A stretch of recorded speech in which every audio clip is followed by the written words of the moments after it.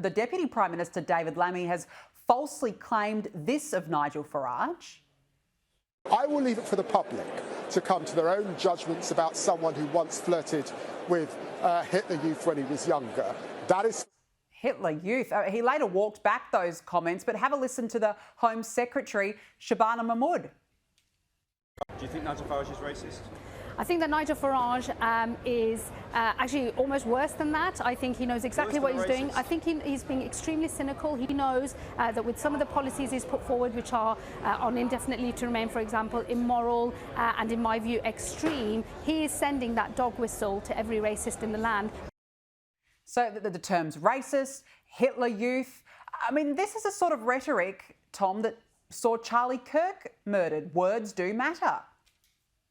Absolutely. And you can see just how desperate it is, as we've been talking about. But also this is just so grotesque in terms of these historical comparisons. I mean, this is something that David Lammy has some form with. During the Brexit years, he accused Tory right-wingers of being not just like the Nazis, but worse than the Nazis, worse than the greatest villains of human history.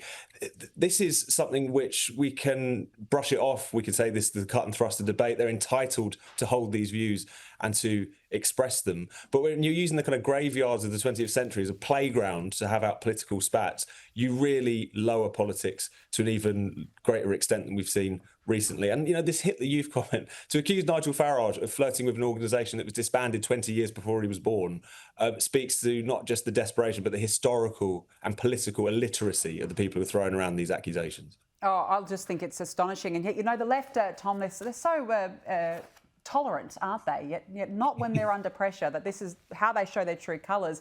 Now, look, of course, we saw that landmark ruling over in the UK about gender, man and woman, but Scotland's government has finally issued guidance that schools must provide single-sex toilets and changing rooms and recognise biological sex in policy.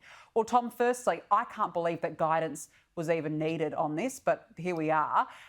Do you think that this is at all the start of some common sense gender policy in the UK? We can only hope. I mean, the fact that it took the Supreme Court to instruct every institution in the land that sex is biological in law and that women's spaces mean women's spaces, the girls' toilets means the girls' toilets, it's not the boys' toilets. The fact that we ever got into this position is something that future historians will ponder over. The Scottish government have been particularly dragging their feet because actually a lot of this was sort of born in Scotland in terms of the crazy policies that Nicola Sturgeon's government were trying to pursue, and also the fact that that Supreme Court ruling was the result of a Scottish feminist group challenging SNP policy where sex and gender were concerned. It was that case that went all the way up to the Supreme Court and led to this landmark ruling. So hopefully you're now seeing it's starting to bite these various organisations and governments realising they can't drag their feet anymore.